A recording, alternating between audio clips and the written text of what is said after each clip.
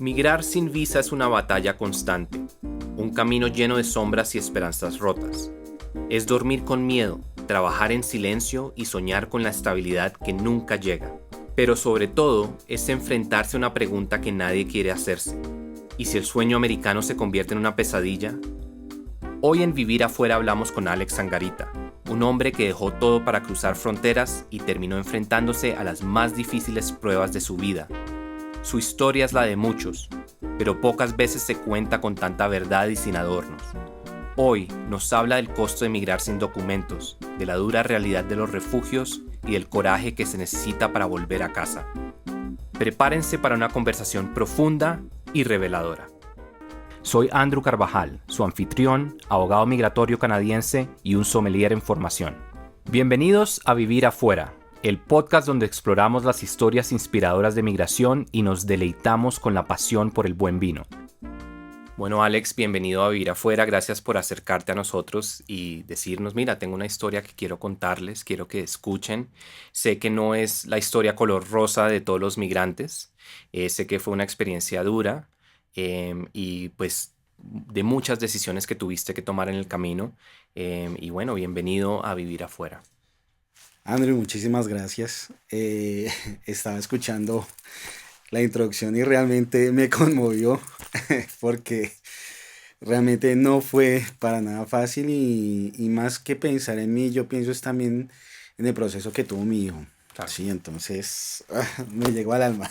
No, Me bueno, llegó al y alma. la verdad que, Sí. que como te digo, muchas gracias por sacar este tiempo, este espacio para contarnos y para que personas pues puedan también escuchar su historia, inspirarse y saber que a veces toca tomar decisiones difíciles y que volver no es el fin de todo, sino que es simplemente cerrar un ciclo. Como tú sabes, nosotros acompañamos esta charla con una copa de vino. Te voy a contar un poco del vino que escogí hoy.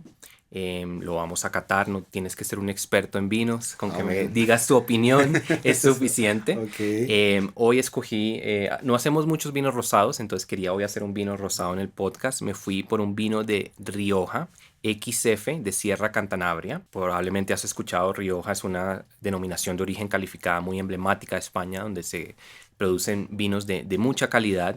Por el suelo, por la altitud, por el clima, se presta para vinos muy buenos. El de hoy es una mezcla de garnacha, de Sauvignon Blanc, de Macabeo, Maturana y Tempranillo. Entonces tenemos una mezcla de distintas uvas. Y bueno, si quieres comencemos con la vista. Cuéntame un poco como qué color notas ahí en el vaso. Bueno, pues el color es un rosado Ujú. claro, transparente. Sí, no es muy Sí, oscuro. sí, exacto. No es un vino que tiene un color profundo. Es un vino transparentoso, un vino pálido.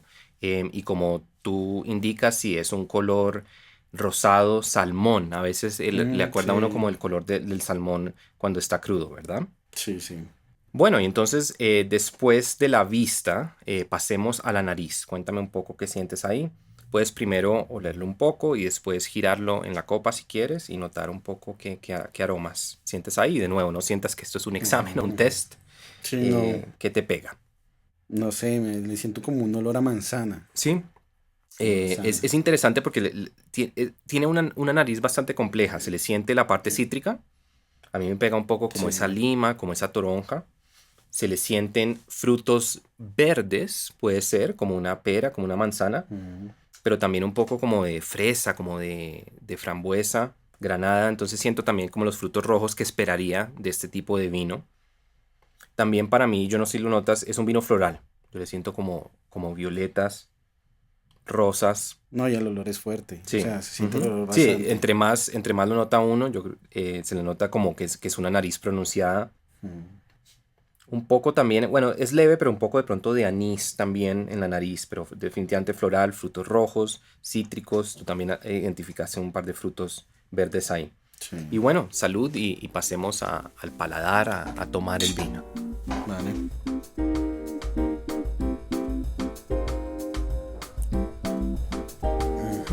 Un vino muy rico, muy balanceado, ¿no? Sí, se siente como si fuera se siente como una seda, se siente como, Ujú. Sí, tiene un aspecto sedoso, Sí, se nota un poco, sí, como de sedosidad en el paladar. Me gusta que no... Ahora, es un vino que yo calificaría como seco. eso te iba a preguntar. Es seco, pero se le nota la fruta, Sí, que le da un carácter muy agradable, sobre todo si uno está como simplemente tomándose el vino como un aperitivo.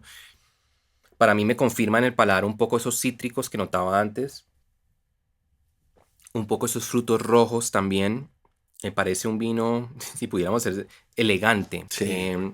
muy balanceado en términos de los componentes estructurales. Yo diría, de acidez no me hace salivar tanto, yo diría media, un cuerpo medio, un final de pronto también entre medio, medio más, como esa, la persistencia que tiene el vino después de tomarlo.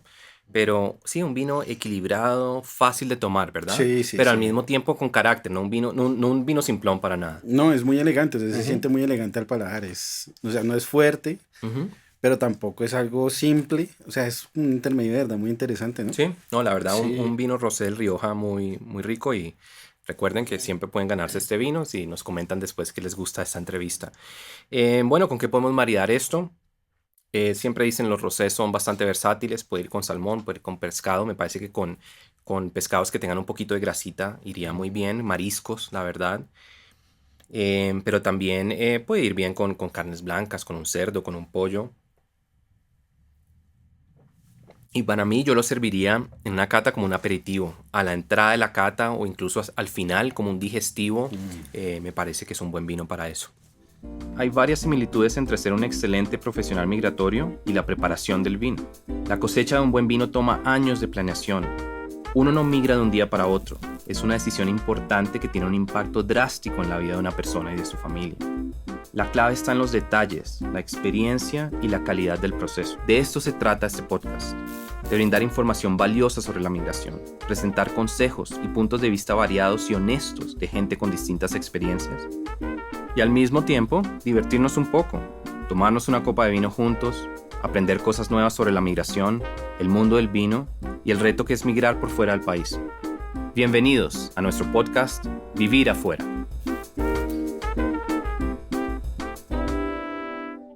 Bueno, Alex, antes de que comencemos y nos cuentes tu historia a través de distintas fronteras y lo que fue ir y volver, cuéntame un poco qué te motivó para acercarte a nosotros y decirnos quiero contar mi historia. Yo soy recién llegado al país, yo llegué apenas el año pasado y realmente que en la llegada no sufre un duelo, Ok, ¿sí? Es como si uno perdiera a alguien, sí, como si uno claro. perdiera algo. Fueron 2 meses, muchas personas que he conocido que han migrado también me dicen que básicamente yo pasé mi duelo muy rápido. Y sí, fueron 2 meses en los que estaba como desmotivado, como triste. Alguien me contó de ustedes, vi los videos, me llamó la atención y yo dije, de pronto me puede servir de pronto como terapia personal, de pronto poder expresarme, de pronto poder contarle a la gente como las cosas que me ocurrieron. Sí, contarle la experiencia personal como ser humano. Y la verdad que aprecio pues tu espacio y tu honestidad en lo que nos vas a contar y pues tómate el tiempo para contarnos tu historia. Cuéntame un poco antes de salir de Colombia, ¿qué te motivó? Bueno, cuéntame un poco de tu vida antes de salir de Colombia. Bueno, yo les cuento, yo por mucho tiempo me dediqué a las artes en Colombia, después me dediqué al comercio, me dediqué a trabajar con Bitcoin, me dediqué a trabajar como facilitador comercial, me dediqué, bueno, hice un montón de cosas, monté una compañía de trading acá en Colombia y bueno, hubo cosas que se salieron de las manos y hubo personas que quisieron como aprovechar ese tema para hacer uso indebido de la imagen de la compañía. Ok. Ese fue el motivo por el cual nos tocó Irse. irnos. Ok. Lo que uno piensa cuando uno se va, dice es, voy a llegar allá a hacer exactamente lo mismo que hacía acá. Claro. Eso es lo que uno piensa, Ujú. ¿sí? Entonces dice el sueño americano, yo ya voy preparado, yo ya tengo una mentalidad. Y pues yo soy creyente cristiano y pues siento que Dios me guió por muchos sueños y me mostró muchas cosas para tomar ciertas decisiones. Y esos sueños yo los agradezco porque si no, tal vez hubiera tomado decisiones que no eran muy correctas y ajustadas al momento.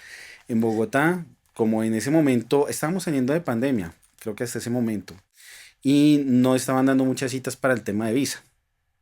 Entonces eso era un problema. Y Y estamos hablando de necesitamos, Estados Unidos. sí, Ujú. y necesitábamos salir sí o sí. Llegamos, en 3 días organizamos el dinero que necesitábamos organizar y nosotros dijimos, bueno, vamos a irnos por frontera. Ya habíamos conocido ejercicios de personas que se habían ido por frontera y nos dijeron cómo teníamos que llegar, cómo teníamos que hacer. Ya lo teníamos todo organizado. De hecho, ya habíamos contactado con lo que llaman allá un pollero o un coyote, o bueno, Sí. para que nos hiciera todo el traspaso. Las personas que pasaron a nuestros conocidos también iban a hacer el trato con nosotros. Resulta que yo compramos el primer vuelo, no lo pensé, y la primera escala que hicimos fue en Panamá. ¿Y tu familia son tú, tu pareja y tu hijo? Sí, ella, el niño y yo, y la otra familia eran 2 niños y 2 adultos. Ok. Pasamos después a Cancún. En Cancún Mm. llegamos, pasamos como si nada. Estuvimos una semana en Cancún, disfrutamos lo que pudimos disfrutar y ya nos íbamos a disponer para irnos con los polleros, con los coyotes. Ujú. La persona que nos recibió en el Airbnb nos dijo, bueno, ¿ustedes vienen de vacaciones o van a cruzar? Ellos son muy claros en las Ujú. cosas. Y nosotros dijimos, no, nosotros vamos a cruzar. El Esta- dueño del Airbnb o la persona que... Ujú. Ella nos dice, espéreme, hablamos con mi esposo. Mi esposo, él es de Texas, él sabe cómo son las cosas, él les va a decir qué hacer, qué no hacer. Y cuando llegó él dijo, no, miren, lleguen a tal punto y hablen con la verdad. Digan con la verdad que la verdad les va a abrir puertas. Y yo dije, bueno, listo. Al día siguiente salimos muy a las 11 de la noche para Ciudad de México. Nos atendieron súper bien. Sí, no sé, hay personas que dicen que que los mexicanos son muy rudos, que son muy duros con los colombianos, pero la verdad nosotros nos atendieron muy bien. A nosotros nos trataron supremamente bien y me pareció un gesto muy bonito en todo sitio donde llegábamos a México. Me pareció muy especial. Nosotros llegamos a Ciudad de México. En Ciudad de México teníamos que hacer la conexión. Se suponía que nosotros íbamos a Monterrey Ujú. con los coyotes. Pero cuando compramos el tiquete se movió a Reynosa. Ok. O sea, estado de Tamaulipas. Nosotros íbamos para el estado de Nuevo León, creo que Sí, es. vale, sí. Y tomamos fue el vuelo a Tamaulipas. Durante esos días yo tuve varios sueños. Yo sé que suena un poco loco, descabellado y zafado de la realidad, pero estoy contando los hechos como ¿Cómo pasaron. ocurrieron? Sí. Sí, o sea, yo sé que es súper zafado. Pero yo veía a dónde iba a llegar al día siguiente. Y yo dormía y veía a dónde iba a llegar al día siguiente. Cuando nosotros llegamos a Reynosa, nosotros pensamos que la cruzada iba a ser sencilla. Llegamos, nos detuvieron, el agente de migración nos retuvo, charlamos unas cuantas cosas, dijo yo tengo el poder acá para devolverlos a ustedes. Estamos hablando de inmigración de qué país? México. México. Sí, es un aeropuerto pequeñito el de Ok. Reynosa, pero tenía su agente de migración. Ok. Realmente es más grande el terminal de Bogotá que ese aeropuerto. Ujú. Y dijo, bueno, yo los puedo devolver a ustedes, porque dejémonos de cosas. ¿Quién viene aquí a Reynosa a, Vacacionar. a vacacionar? Eso no se los cree nadie. Yo le dije, me acordé de las palabras del hombre, Decir la verdad. la verdad. No, nosotros queremos cruzar. Él cogió, me pasó el pasaporte y me dice, bueno, póngame los papeles ahí. Mm. Entonces yo saco $100, los pongo dentro del pasaporte, se los paso y cogió, empezó a contar y dice, bueno, yo les voy a decir dos cosas. Una, esta ciudad es muy difícil. Y aquí hay un sitio que los pueden ayudar. Se pueden demorar hasta 6 meses en ese sitio, Mm. pero los ayudan a cruzar. Yo dije, pues vamos con niños. Vamos a la segura. A mí no me importa esperarme 6 meses acá varado. No me importa, no me interesa. Y lo primero que a mí se me ocurrió fue decirle a una persona, a un taxi que está ahí, porque ese aeropuerto es solo, es una cosa abrumadora, es una cosa que uno sale y no hay nada. Mm. Como éramos dos familias, este taxista para otro taxista le dijo, no, que mire, qué tal, que vamos a llevarlos a la casa del migrante. Es como una organización para recibir migrantes que quieren cruzar a Estados Unidos. Ok. Entonces fuimos a la casa del migrante. ¿Y es algo como oficial o Es muy... una o todo fundación, eso Ok. es manejado por monjas, Ok. ¿sí? Y allá llega mucho haitiano. Cuando nosotros llegamos, pues claro, mi hijo tuvo esa sensación de que, papi, esto está muy sucio.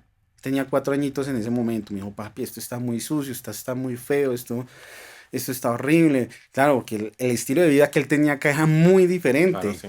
Sí, entonces yo le dije, no, hijo, no, papi, esto es algo temporal, pero de esto vamos a salir. Nos recibieron, nos acogieron. Nosotros estuvimos esperando ahí más o menos un mes no, sino una semana. Y esa zona, digamos que es como la zona de tolerancia de Reynosa. Ok.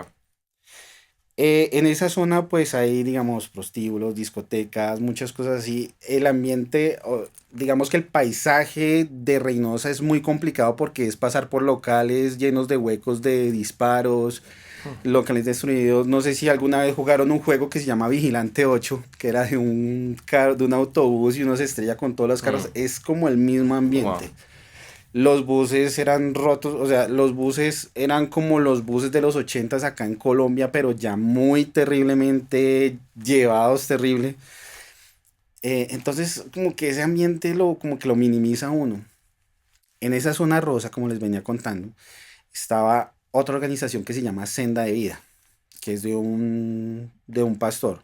Y todos se dirigen a Senda de Vida para poder pasar al otro lado. Tomamos la cita y salimos de la casa del migrante a Senda de Vida. En Senda de Vida ya nos dieron nuestra propia carpa. Yo les voy a dejar fotos para que ustedes vean. Ujú.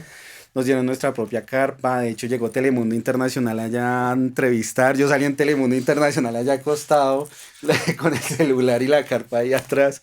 O sea, una cosa muy, muy simpática. Ahí duramos otra semana. Y entonces, ¿qué hacen Senda de Vida? Dicen, CBP está solicitando, CBP, Customer Border Protection, Ok. eh, CBP está necesitando familia de 4 personas. CBP está necesitando familias de 5 personas, de 2 personas. Bueno, en ese orden de día nosotros esperábamos y nada que nos llamaban, nada que nos llamaban. Pero ¿qué significa eso de que CBP está... ¿Se Sí, referían a que las personas que van a ayudar a cruzar están buscando... Ok. sí, a mí me pareció curioso eso porque hasta donde yo tenía entendido uno solamente llegaba con el coyote, cruzaba el desierto, Ujú. cruzaba ciertas zonas y ya. Ok. Pero con esta organización que se llama Senda de Vida, ellos tienen un convenio con CBP. Pero no estamos hablando de Border Protection de Estados Unidos, ¿o sí? Sí, nosotros entramos por el puente, ay, ¿cómo es que? Por el puente Hidalgo. Ok. Ellos nos recibieron, nos tuvieron 2 horas, nos dijeron bienvenidos a Estados Unidos. Ya, ok. O sea, fue una cosa que nosotros no Ok. esperábamos. Entonces como que tienen una manera como más formalizada de hacer el proceso, de que ellos Exacto, saben que estas personas van a entrar y están dispuestos a aceptar a un grupo de 4 en este momento. exacto. Ok. Que esa es la diferencia, digamos, cuando una persona cruza por la frontera No, ilegalmente, claro. en la hoja que nos entregan tiene unas casillas marcadas. Ujú. Nuestra casilla no está marcada como la del resto de personas, Ok. está marcada de otra manera. Porque nosotros llegamos ahí por cosas de Dios. Como yo les dije anteriormente, nosotros, a mí, sí, suena muy absurdo, muy loco, muy salido de este mundo, pero yo sabía al día siguiente a dónde tenía que ir. Ujú. Y en mis oraciones estaba, bueno, ¿qué hago ahora, Dios mío? ¿Qué hago ahora? Un momento muy difícil, que yo ya me estaba rindiendo, que yo pensé, yo dije, esto sigue, yo me devuelvo para Colombia.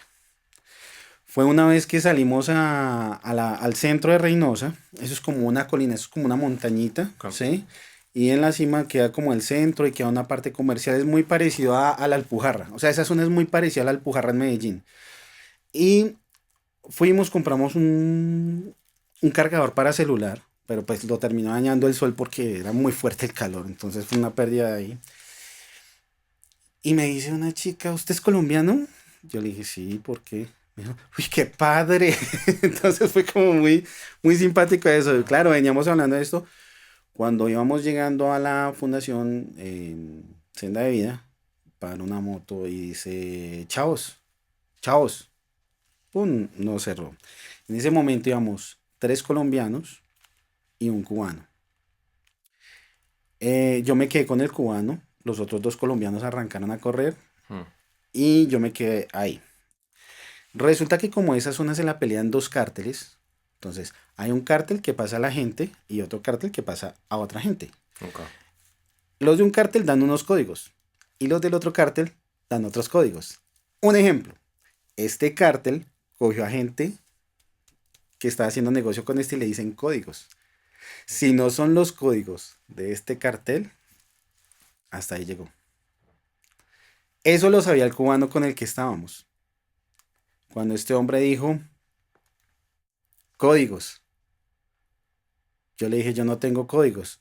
Él me volteó a mirar y cuando él me volteó a mirar, el cubano salió a correr porque él sí tenía códigos. Hmm. Él sí tenía códigos, yo le dije, no, yo no tengo. Y entonces empezó a gritarle, tú, bueno, lo empezó a madrear de una manera terrible. Y entonces dijo, mira, me voy a chingar a tus tres cuates, me los voy a chingar, me los voy a chingar y no los quiero volver a ver acá en la calle. ¿Tienes pasaporte? Yo dije, no, yo no tengo nada acá. ¿Tienes teléfono? No, no tengo nada acá. ¿Tienes papeles? Yo dije, en ese momento tenía como unos 150 pesos mexicanos. Yo dije, tengo 150. A ver, trae acá tú. Me miró, llamó, dijo, no, es que estoy acá con un colombiano. ¿Tenemos tratos con colombianos? No, ninguno. "Mm, dice que está en senda de vida. ¿Lo dejo ir o qué Mm, hago?" Yo en ese momento lo único que pensaba es, bueno, mi hijo y la mamá están allá en senda de vida. Y dentro de mí yo dije, listo, Dios, yo estoy listo. Yo estoy preparado. Lo que me toque, Dios. O sea, yo ya, en ese momento yo ya estaba resignado. Y el hombre me mira y como con cierto desconcierto me dice, ¿sabes qué? Nada más porque te quedaste, te voy a sí, dejar ir. ok. Mm, Pero a los otros tres, cuando me los encuentre, me los voy a chingar. mm. Déjame ver tu cara. Me quité la gorra, pum, me tomó una foto. Mira, te vas ahorita derechito sin hablar con nadie. Te vas derechito para Senda de Vía y no te me vuelves a salir de allá. Ok, yo llegué allá y yo llegué primero que los otros tres. Cuando ellos llegan, el cubano estaba llorando y me vio y me dijo, Acere, perdóname, estaba muy asustado porque es que yo tengo códigos, ya desaparecieron a dos de mis amigos y que no sé qué. Y yo dije, no, tranquilo, yo entiendo. O sea, en medio de todo, yo entendía la situación porque no es fácil. Con decirles que, miren, Senda de Vida está en todo el borde del río Bravo. Está el río Bravo, de este lado está Reynosa y cruzando el río, ahí nomás está McAllen. Ahí nomás, es ahí. A mucha gente le pareció muy... Esto que les cuento pasó después de que nosotros nos pasaron. Unos cubanos se fueron de vivos, cruzaron el río, los pararon y los devolvieron. Pues sí, señor, que llegaron los cárteles, sin mediar palabra, abrieron las puertas, nadie les podía decir nada, los sacaron y los desaparecieron. Mm. Otra pareja de cubanos que también dijeron, era un hombre y una mujer, dijeron, no, que nos vamos a quedar acá nosotros esperando 6 meses. Salieron, No desaparecidos volvieron. también. Esa ley allá es muy compleja. De hecho, cuando estábamos allá, estábamos con hondureños, salvadoreños, haitianos, y eso parecía una película Mm, posapocalíptica porque a veces en las noches se subían encima de un carro y un señor se ponía a predicar la palabra de Dios. O sea, una cosa de muy verdad loco. posapocalíptica muy, muy salida y como de contexto y uno piensa que eso solamente, valga la redundancia, se ve en las películas. El caso es que después de ese día en el que casi me llevan y pasa todo esto, ya le dije a Dios, uy, Dios mío, yo la verdad, yo te agradezco esta experiencia, porque sé que esto no es algo que se lo das a todo el mundo, pero yo me siento cansado, Dios. Yo me siento cansado y yo siento que no doy más. Yo le decía a Dios, Dios, mira, ahí está, ahí nomás está Estados Unidos. Está ahí nomás. Esa noche cae un aguacero de Padre y Señor nuestro. Esa noche se nos inundó el campamento, estábamos con una cancha Mm, como de minifútbol, se inundó el campamento y la mamá de mi hijo sale como en la madrugada, no sé a qué, cuando volvió y dice, levántese, levántese que nos vamos. Y yo, ¿cómo así que nos vamos? Nos vamos, nos vamos. No sé en qué, metimos lo que pudimos en las maletas, llevamos una semana y metimos lo que pudimos en las maletas y nos recogía un bus ahí en Senda de Vida y ese bus nos llevaba hasta el puente Hidalgo, hasta cierto punto. Ahí nos bajan en fila y nos llevaban a que los a procesaran. que nos procesaran, nos tomaron huellas, nos tomaron nuestros pasaportes. El proceso duró unas 2 horas, Ok. 2 horas exactas. Y nosotros nos dijeron bienvenidos a Estados Unidos y entramos y no teníamos ni idea de qué hacer. Y prácticamente ahí solicitaron refugio al entrar a Estados Unidos. No, ¿O qué proceso? no, nosotros llegamos y no teníamos ni idea qué hacer, Ok. ¿sí? Y me dice la mamá del niño, no, es que tengo hambre y estoy cansada de comer burritos, estoy cansada de comer tacos, estoy cansada de comer frijoles. Y yo dije, pero ¿qué comemos? Una cosa de hamburguesas, ni me acuerdo cómo se llamaba el sitio. El caso es que llegamos, pedimos hamburguesas. Resulta que en estas fundaciones y en estas organizaciones llega gente de Estados Unidos y había un sacerdote que se llamaba Brian. Entonces él cuando nos vio comer, dice, oh, le dice a la mamá del niño, oh, Carolina, como Carolina del Norte. Y nosotros volteamos a mirar y, ¡ay, qué alegría, que no sé qué! Entonces dijo, no, ¿y qué van a hacer ahora? Y nosotros, no, pues vamos a viajar de una vez a Nueva York. Nosotros pensábamos Ese ir a era el plan Nueva de York. ustedes. Ok. Sí, salir de ahí para Nueva York. Y dice, no, miren, vamos y miramos los tiquetes, porque pues hoy va a ser más caro. Yo les sugiero, La quédense vida tres ya días cambió. acá, en el refugio de nosotros y arrancan. Nosotros, listo, nos quedamos 3 días en ese refugio y arrancamos. Resulta que la persona que nos iba a recibir en Nueva York no nos podía recibir, ya teníamos los tiquetes Mm, comprados. Bueno, llegamos a Dallas Forward, porque así es Karen Dallas Forward. Y el avión llegaba a Liberty, a New Jersey. Ah, y entonces todavía no teníamos dónde quedarnos. Y claro, esta mujer es preocupada que no, que qué vamos a hacer. Que yo dije, alguna cosa va a pasar. Alguna cosa, no sé. El caso es que nosotros llegamos. Cuando aterrizó el avión, una persona nos llama. No, ya les tengo dónde se quedan esta noche. Se quedan acá en New Jersey. Nosotros, listo, bien. Llegamos a New Jersey. Después nos fuimos a ver a Teaneck, ahí mismo, en New Jersey. Y bueno, ahí empezó a transcurrir la vida y tuve que estrellarme con muchas cosas, con muchos desaciertos, con muchas cosas que yo pensaba mal, porque yo pensé que, claro, el país de la gran oportunidad, del sueño americano de llegar a hacer cosas, pero a veces uno queda bloqueado porque no tiene un IT number, o sí, porque ok. no tiene un social, o porque no tiene un proceso. Entonces empezar a trabajar desde abajo, porque hasta trabajar con papeles ilegales, pues a uno le toca sí o sí. A nosotros nos pusieron en contacto con un policía allá ¿cómo se llama esto? Se me olvidó, eso es por Brooklyn. Decía, mire, acá todo el mundo trabaja con papeles Mickey Mouse. Lo importante es que trabaje, claro, llegar a aprender un oficio nuevo, una cosa que yo no tenía ni idea, tenía nociones, pero yo no sé cómo no me electrocuté de suerte, Ok. pero digamos, yo pasé de trabajar en artes, a hacer negocios, a hacer proyectos, a volverme un electricista, ¿sí? Es bastante fuerte. Claro. Y si quieres, dividamos acá la historia en distintas cosas porque sí me interesa que vayamos tema por tema. Sí. Ok, entonces, ¿dónde se instalan ustedes? Nosotros nos ubicamos en Teaneck, New Jersey. Eso es como a 2 minutos de Fort Lee. ¿Y cuáles fueron tus primeras impresiones de Estados Unidos, de la vida ya, bueno, sí? Claro, uno entra y uno dice, "Oh, vaya, esto es muy interesante, las vías, las carreteras, los Ujú. vehículos", y uno se deslumbra por todo esto. Para mí fue un choque personal, digamos, yo estoy acostumbrado a la infraestructura de acá de Colombia porque todo es ladrillo, bloque, sí, bases. Cuando llego a New Jersey, pues era Rock, madera y no me acuerdo, y el spray que le colocan entre el Rock Sí, ok. Ujú. Sí, como la y espuma que ponen. esa, la Ujú. espuma. Entonces, para mí era un choque eso porque yo decía, ¿cómo es esto? ¿Cómo es esto? Y ver una casa que la construían de la nada, yo dije, no, pero Sí, los ¿cómo drivers. así? ¿Cómo así? Entonces entraba a la casa y todo sonaba. Ujú. Digamos, cuando llegaba a Brooklyn a trabajar, sí habían casas que tenían una sola viga y unas cosas que yo no entendía, ¿sí? Pero bueno, con eso yo lidié y listo, no pasa nada.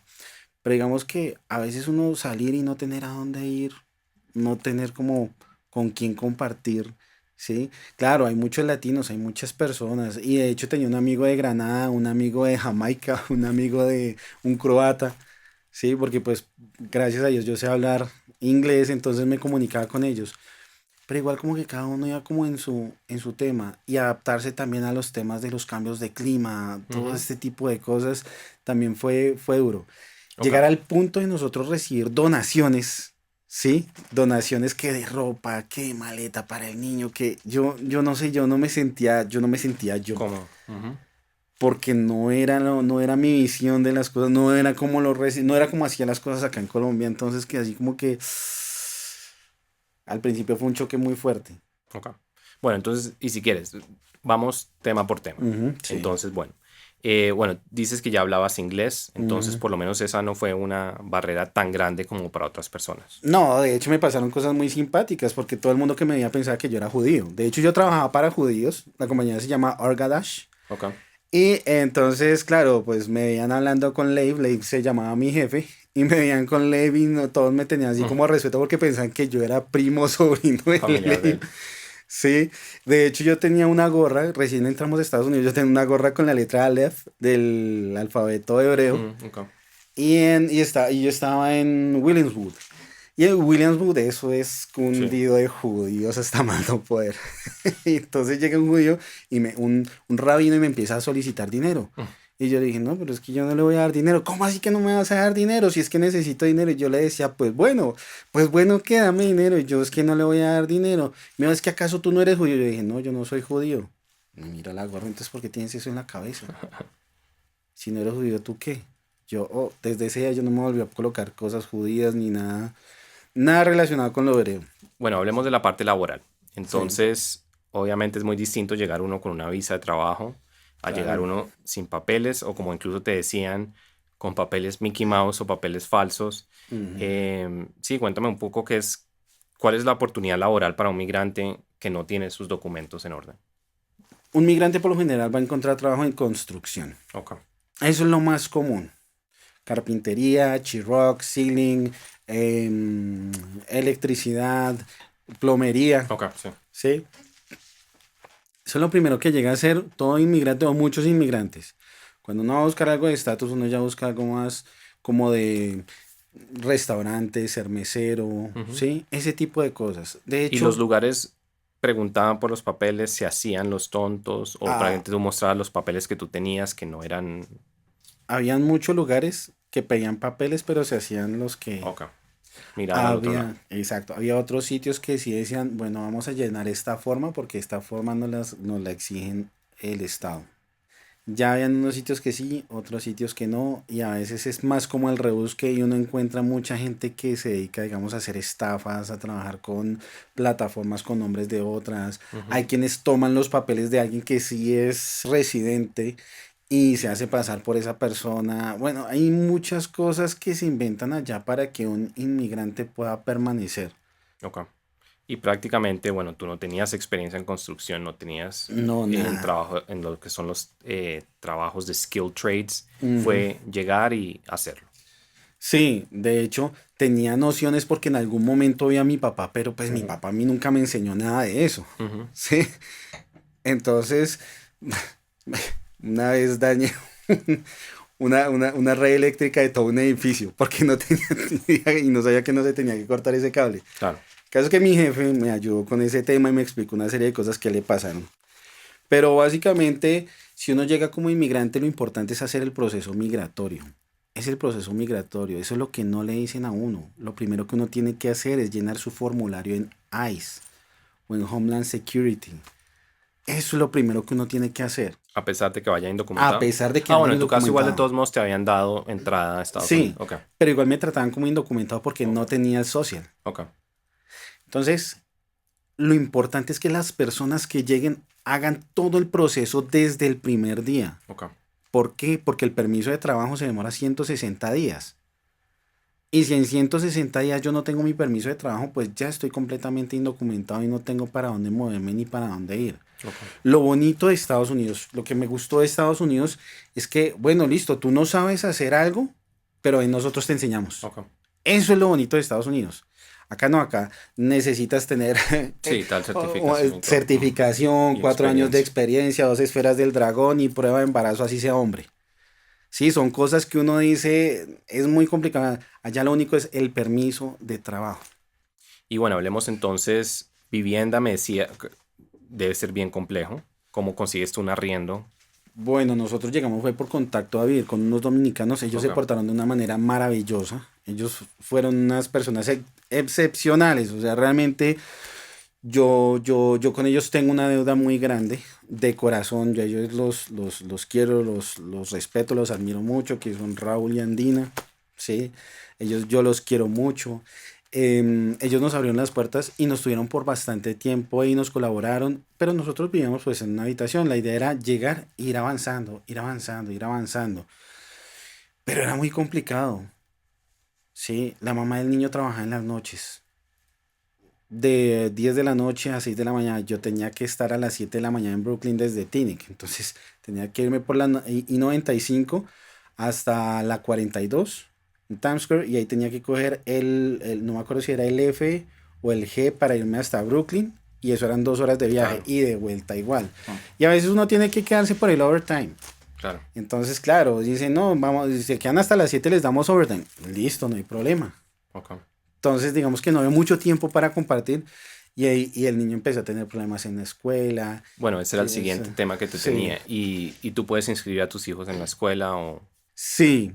De hecho, hay zonas que son muy específicas y son como muy para latinos. La zona en la que nosotros estábamos no era tan así. Nosotros estábamos en una zona donde había una comunidad judía muy fuerte y había otra comunidad pues de distintos países también muy fuerte. Ok. En Teaneck, el niño entra a Lowell. Lowell es una escuela que no tiene, digamos, como esa, a estas alturas del partido, no tiene como, digamos, ese enfoque de apoyar a latinos. De hecho, cuando se hizo el Día del Orgullo Latino, Ujú. los niños latinos eran por ahí unos 10 Ok. y no tenían el enfoque de tratar a los latinos y al niño le tocó muy duro porque él no hablaba inglés y allá no tenían profesores que hablaran español. Claro. Entonces me tocaba llegar a mí a hablar porque la mamá del niño tampoco hablaba inglés. Ok. Pero les dejaban registrarlo en el colegio. No Sí, pedían que tuviera documentos al día para poderlo hasta ese registrar. momento no pedían nada, no había Ok. ningún problema. Pasaporte, certificado de nacimiento, todo eso nosotros lo llevábamos. Ok. Y otro tema que también es bastante saliente en las personas pues sin los documentos es la salud. Creas ahí totalmente a... Ese sí fue difícil, porque la salud nos tocó hacer un ejercicio para poder tener una MetroCard, pero en New York. En New York sí atienden a todo el mundo, New Ok. Jersey no. Mm. No, para hacer eso solamente era cruzar el Hudson y ya mirábamos ahí en la 170, en la 160, ahí donde pudiéramos y ahí tomábamos nuestro recurso de salud. Pero en New Jersey era muy difícil, muy complicado. No pudimos, en New Jersey no pudimos acceder a salud por el mismo tema del social. Y tuvieron algún, Mauricio, ¿tuviste alguna experiencia en términos de, sobre todo trabajando en construcción? Me imagino que hay muchos Sí, temas de salud que son bien complejos, ¿no? sí, pues yo les cuento. Yo tenía que cargar con herramienta, ¿no? Claro. Ujú. Entonces la herramienta siempre tiende a ser pesada y a veces tenía que llevarla al hombro, más sobre todo cuando era invierno.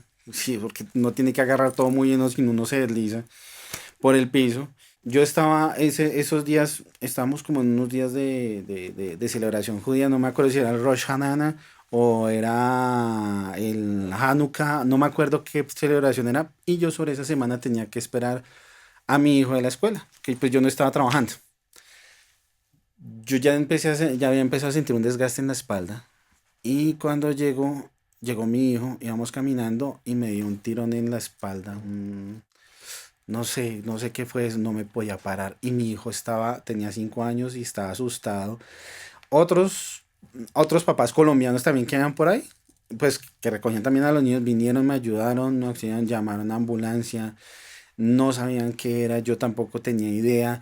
Me montaron, no, subirme en esa ambulancia fue doloroso y a pesar de que el Holy Name Hospital queda ahí sobre la Teaneck Road, yo sentí ese viaje eterno, yo lo sentí larguísimo. Me entraron, me dieron Valium, me pusieron 3 inyecciones y yo duré sin poder moverme unos 3 meses. Wow. Me dijeron que no podía conducir, me dijeron que no podía nada y yo tenía recién mi licencia sacada y me habían ofrecido también un trabajo en un warehouse pagándome 19 la hora. O sea, me habían dado unas oportunidades que yo dije, y por ese pedacito no pude. ¿Y quién paga eso?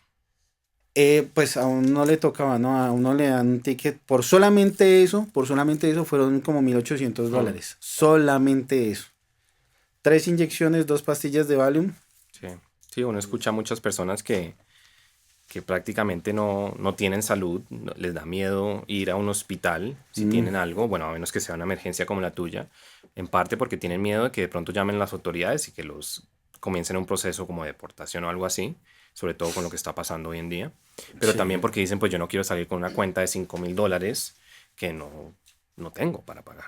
Una amiga que estaba allá, ella tuvo su bebé allá y fueron 57 mil No, dólares. Entonces, ella me decía, no, Alexito, si vas a tener hijos, vete para Colombia, tener los hijos y los traes acá, bueno, porque nosotros estamos todavía pagando eso. claro, Y como nosotros no pudimos, o sea, yo no pude seguir trabajando, no pudimos seguir pagando, claro, yo estaba en la calle prácticamente, nos tocó movernos para Florida. Y en Florida fue otra experiencia.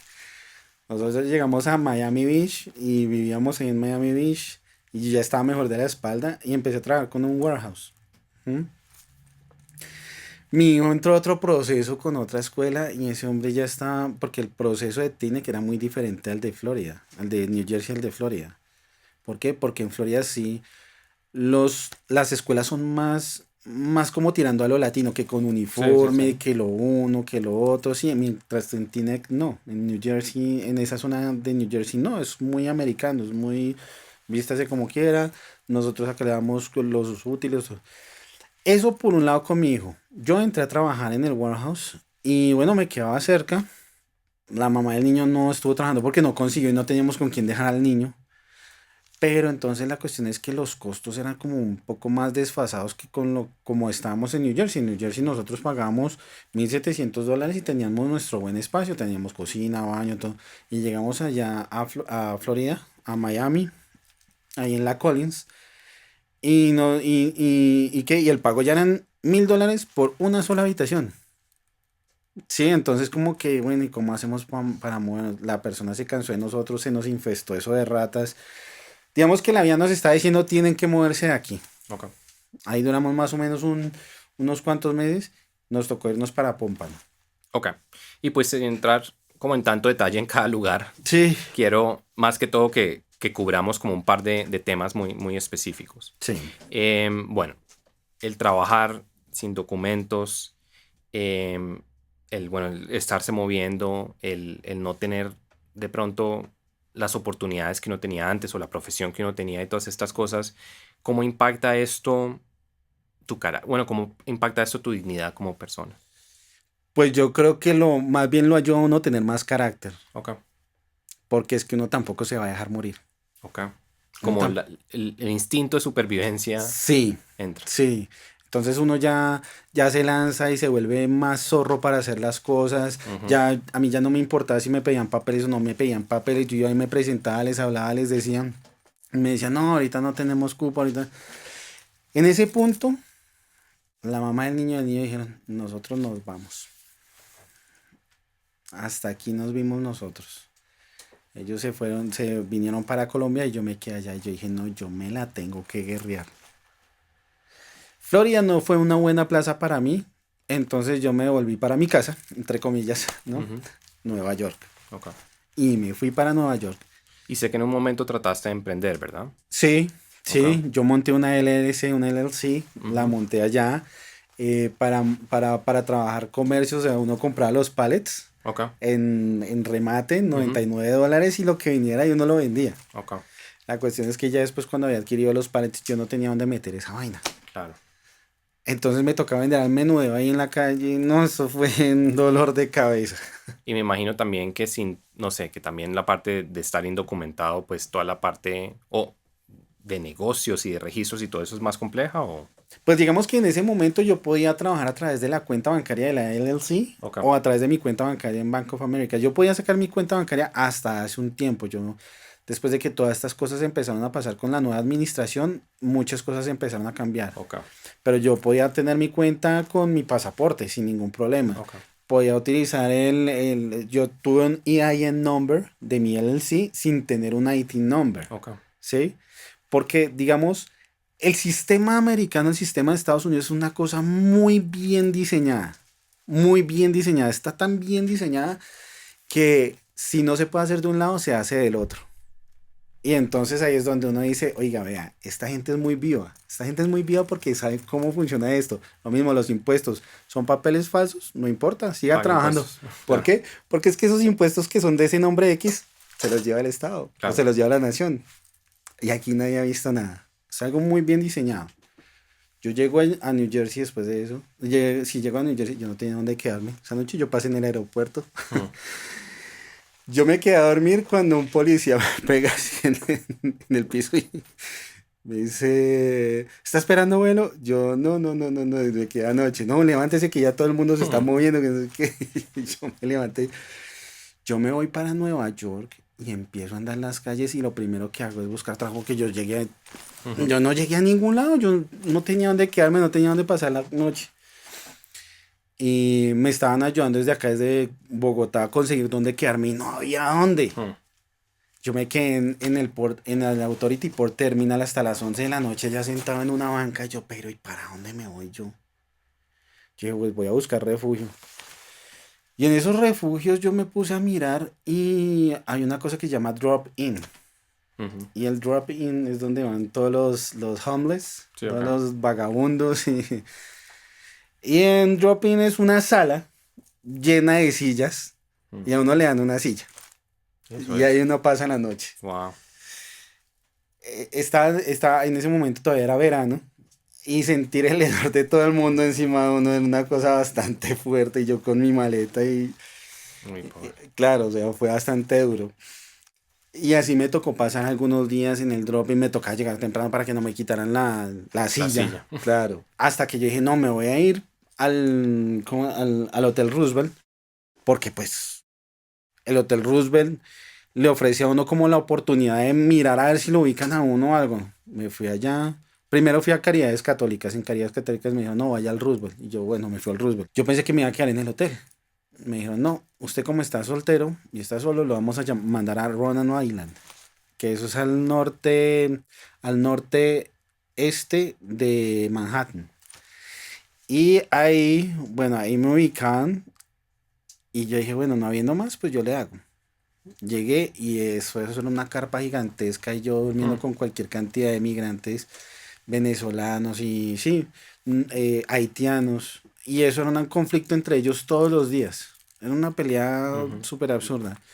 En este sitio pues me cogen a las malas, me roban mis asuntos, mis cosas, mi celular, yo Uy, que no. incomunicado de Colombia. Y acá solamente me puede ayudar una persona. Y era alguien que estaba en West New York, en New Jersey. Y yo le digo al hombre que le entrega a uno la Metrocard, yo le dije, uy, ¿me puedes ayudar? Que necesito ir a tal, hay una persona que me puede ayudar. Y me dijo, pues sí, me ayudó. Me fui, encontré al hombre, me permitió hacer una llamada, ya le di paz y tranquilidad a los míos porque siempre fueron 4 o 5 días incomunicados y Mm. esa gente estaba, y mi hijo también sin saber Claro, que su claro. papá, que dónde estaba. Sí, les di tranquilidad y bueno, me volví para Nueva York, pero me volví muy tarde.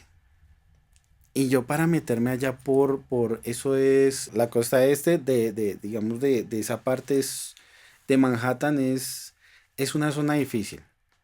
La zona oeste es la que uno ve en las películas, la bonita, la Ujú. chévere, la así, no, el cazafantasmas, todo eso. Pero la costa este es como ya el detrimento, donde uno ya ve como los problemas de drogadicción, las Mm. armas. O sea, es una cosa bastante compleja. Y Ronan Island tocaba atravesar un trecho horrible. Yo dije, no, pues yo voy a buscar el drop-in lleno. Yo con hambre, en camiseta, ya estaba empezando a bajar el verano. Le dije a una persona, como dicen los mexicanos, no, se le ve el nopal en la cara. Y era un cubano. Yo le dije, uy, disculpe, ¿será que me puede regalar algo de comer? No, no, no, no Spanish, no Spanish, just English. Ujú. Y yo dije, ¿en serio? Could you give me a slice of pizza, please? I'm really starving, man. Y él se quedó así como que, no, no, no, no, no, no, no, no, I can't, no puedo, no puedo. El manager estaba detrás de él y yo me di cuenta que era el manager porque estaba organizando otras cosas. Y yo le dije, I'm sorry, dude, could you help me, please? Y le conté el asunto y dijo, yes, of course, go ahead. Entonces él me dio la pizza, me dio comida, me dio bebida y el man me despidió súper bien. Pero esa noche me tocó quedarme en la calle y yo no sabía qué hacer. Bueno, entonces te enfrentas a sin lugar donde quedarte, sin trabajo, lo que va saliendo por ahí, a veces sin comida, lo Mm, que logres conseguir. Llega un momento, bueno, tu familia ya estaba en Colombia, se habían ujú. devuelto. Llega un comienzo donde tú dices, este sueño no es para mí. Sí, yo dije, este no es el sueño americano. Este no es el sueño que yo estaba buscando. Ya por último yo terminé trabajando como taxista en New Jersey, me moví a New Jersey Ujú. y estoy trabajando en Fairview. En ese momento yo estaba trabajando bien, estaba ganando dinero, me estaba Ujú. manteniendo y de un momento a otro el trabajo se empezó a bajar de una manera Mm. impresionante. No por lo general, digamos que bajito que se gane allá, $98 o $95, bajito, bajito libres Al día. al día, bajito, que con eso una persona se sostiene bien, Ujú. normal. Pero yo pasé de los 250 a los 150 a los 95 y ya una semana donde solamente no pasaba de los 50. Eran $45 y la gente de la casa ya me estaba diciendo, bueno, y Ujú. busqué la manera, busqué la forma y no hubo como no hubo donde no hubo quien me tendiera la mano. Eso fue un jueves y yo dije, bueno, Dios mío, si tengo que devolverme, yo me devuelvo. Tengo esto, tengo $275, señor. Entré a la aplicación, creo que yo para viajar utilizaba Expedia Ujú. y solamente un vuelo entre todos costaba $265 y era uno de Delta. Yo dije, bueno, señor, quememos las barcas. Y quemadas las barcas, ya no hay para dónde devolverse.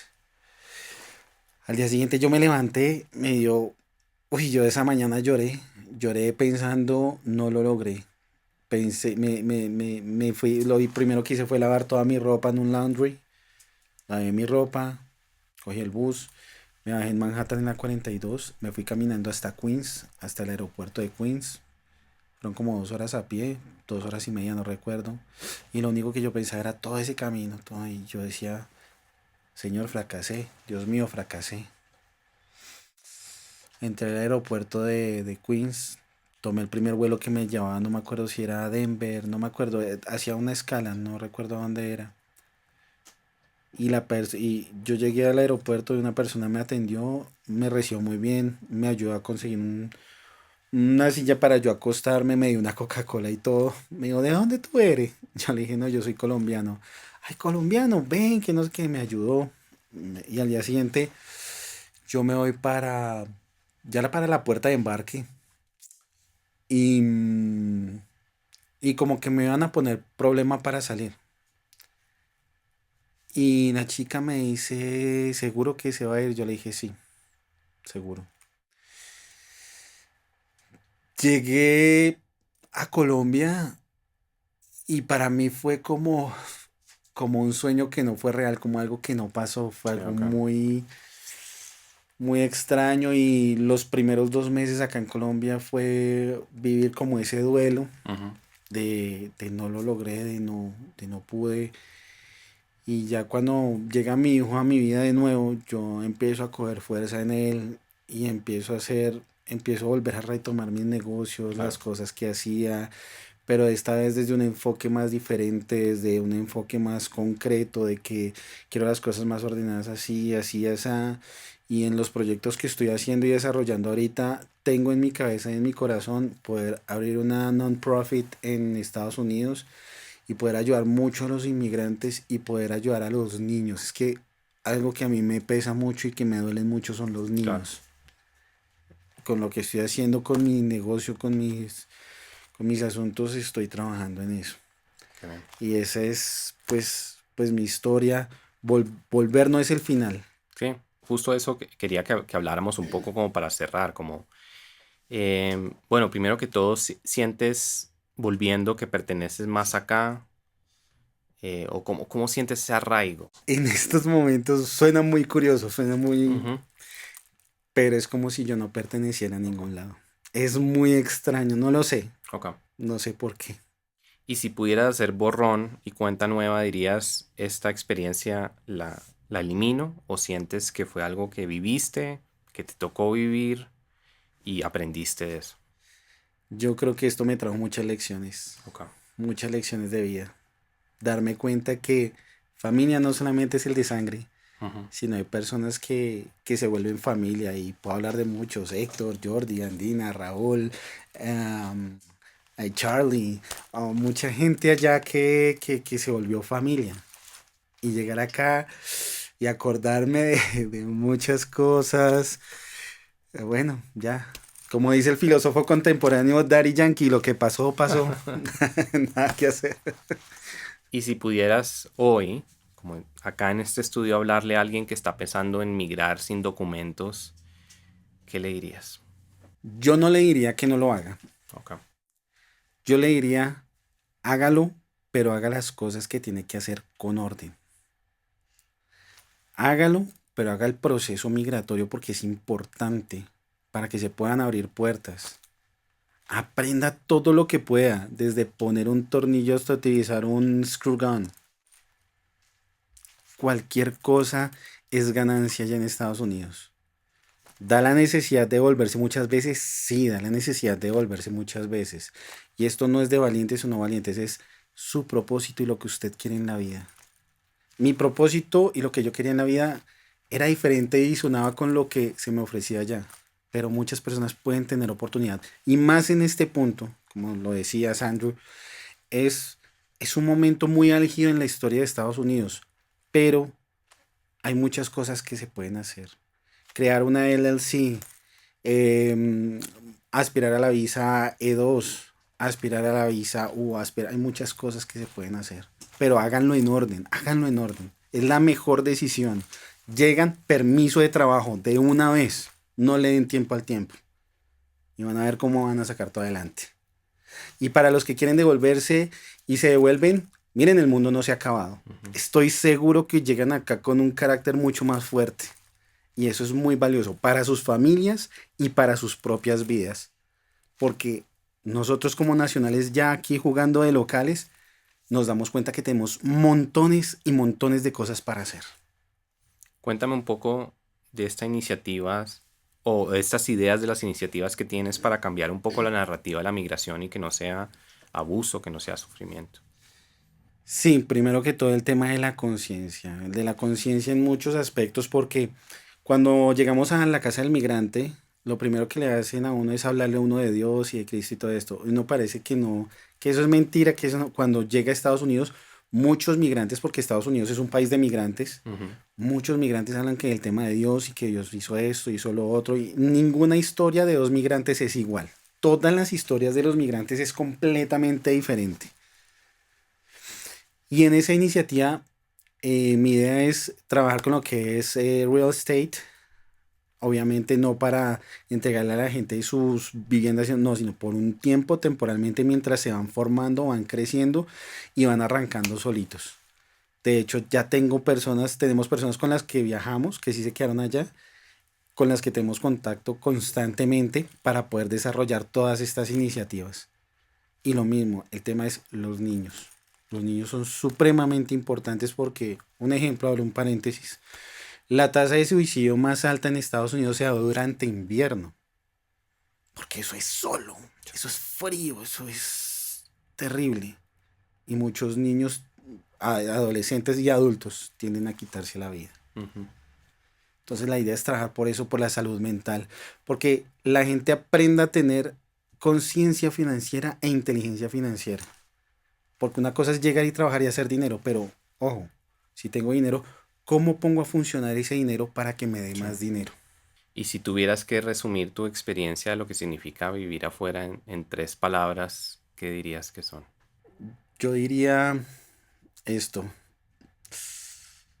poder de Dios. Ok. Esa es.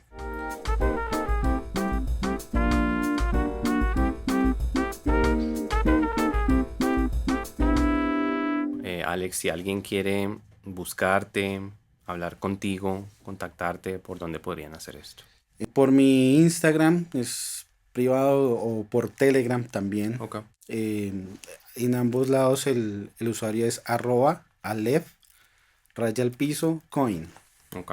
Aleph como la primera letra del alfabeto hebreo. Perfecto, de verdad. Aleph raya al piso coin de moneda. Bueno, Alex, muchas gracias por tu historia. Volver no es fracasar.